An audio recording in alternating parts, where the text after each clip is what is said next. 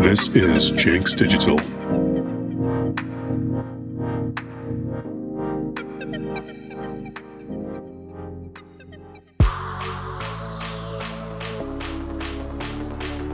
You're listening to Football Unscripted with Jenks.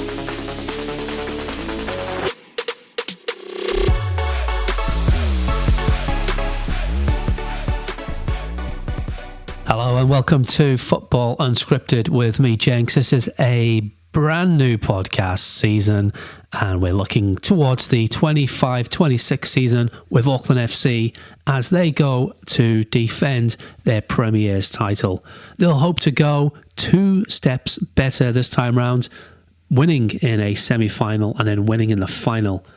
Auckland FC, they lost in the semi-finals, aggregate score 2-1 to Melbourne Victory on a very sad day back in May, that was. Well, the fixture list is out for Auckland FC and we know who we're playing, where we're playing and when we're playing. Jenks Digital. Auckland FC will open up their campaign away to Melbourne Victory on the 18th of October. Melbourne Victory, the team that took the dream away from Auckland FC last season.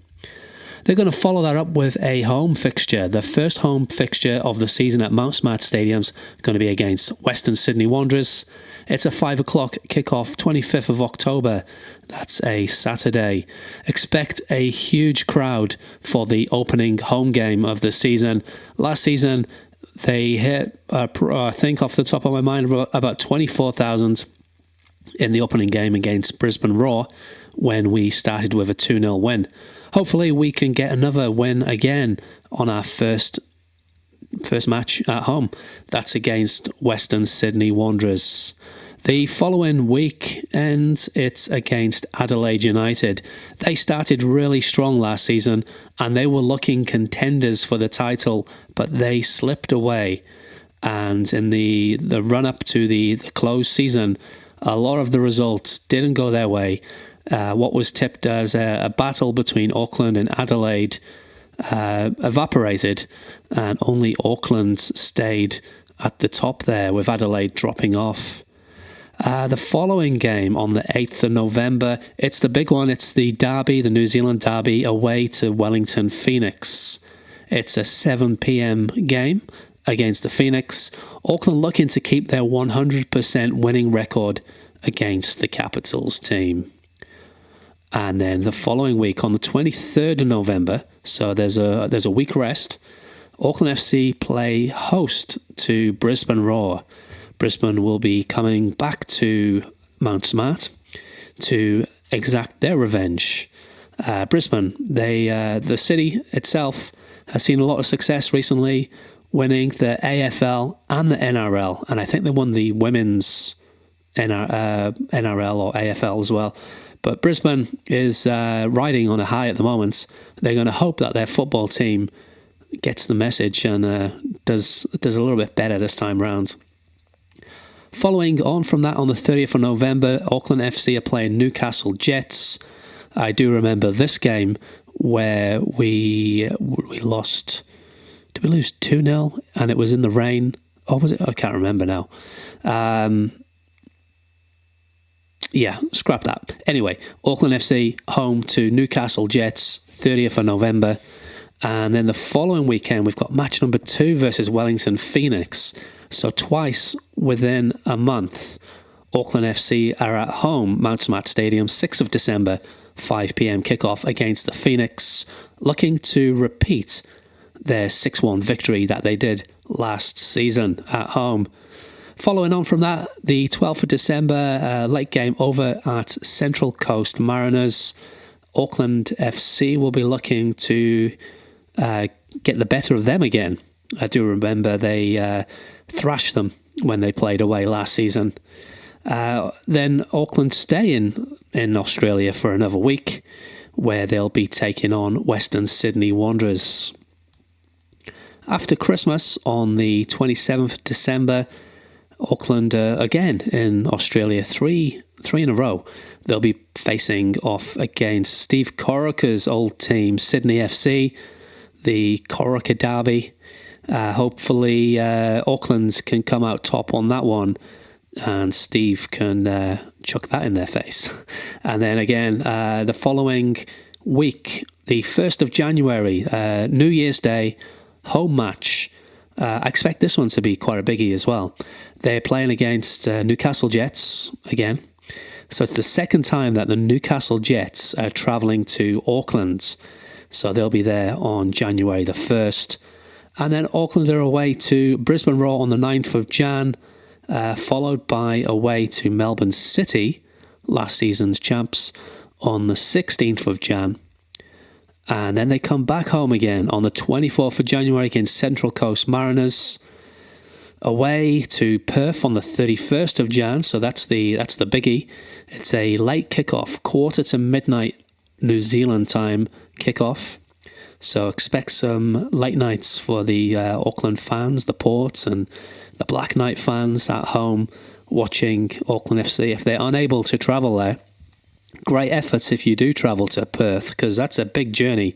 It's a good 7 or 8 hours direct flight, and they are 5 hours behind time difference because Perth don't go into daylight savings. They keep their clocks the same, unlike New South Wales and Victoria, who go forward 1 hour.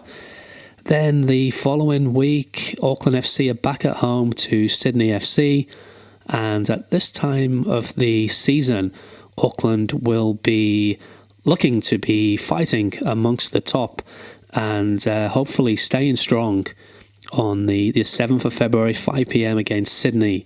Following week, Auckland, not the following week, but there is a postponed match, Auckland versus Macarthur. Time TBD, to be decided. So we will wait to find out when that will be. And after that one, the 21st of February, Auckland FC are down in the New Zealand capital once again, second time of the season.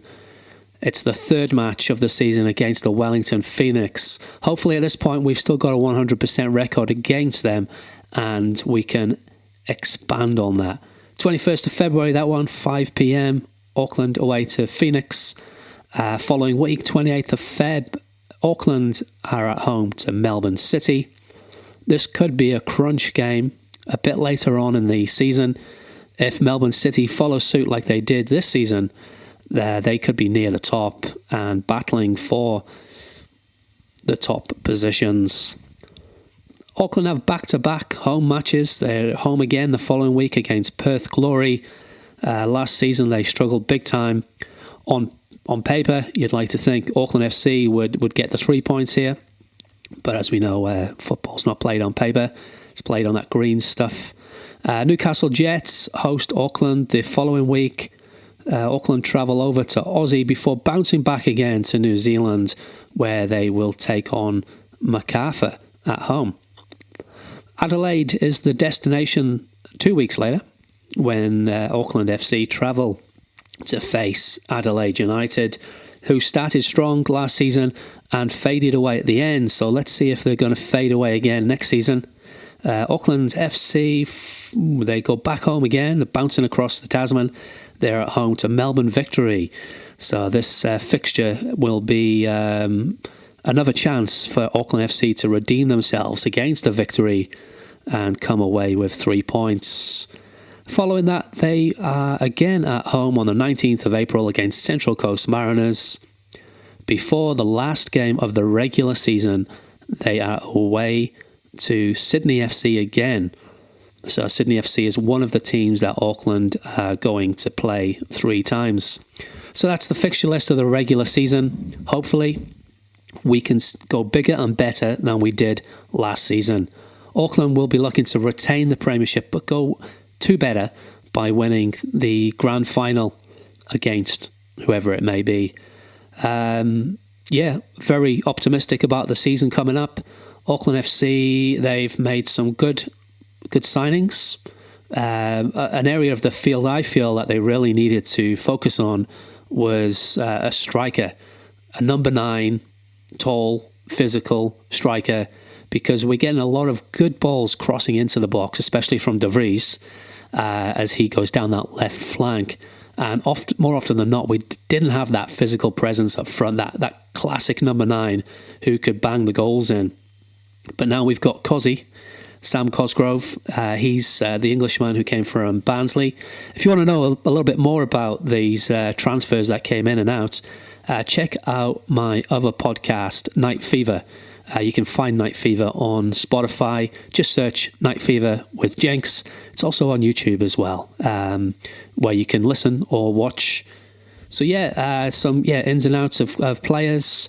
Another thing I did touch on in the transfers ins and outs was the departure of Tommy Smith. I think that's a massive, massive departure for us. It can hit us big time because he was an absolute rock. Even though he was our backup CB, he came in when Dan Hall had his lengthy injury, and Tommy Smith, he was the rock, and he was the real good connection between the team and the fans. You can see it. You could see he loved his selfies with the Port fans. He acknowledged all the time. He was really there, and he was the real connection between the fans and the players. Without him there, Peinecker, he's currently injured.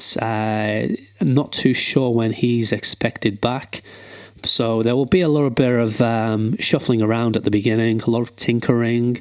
Again, check out my other podcast on Night Fever.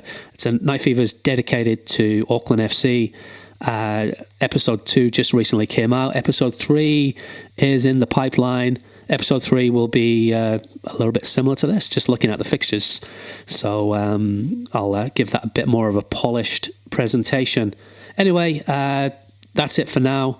This is Football Unscripted with me, Jenks. Thank you very much for listening, and hope that you tune in next time. Subscribe on Spotify and YouTube, and I'm on the socials as well. Just search Night Fever.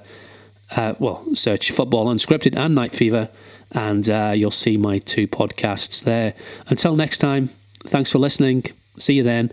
Up the Port, up the Black Knights, and let's have a great 25-26 season.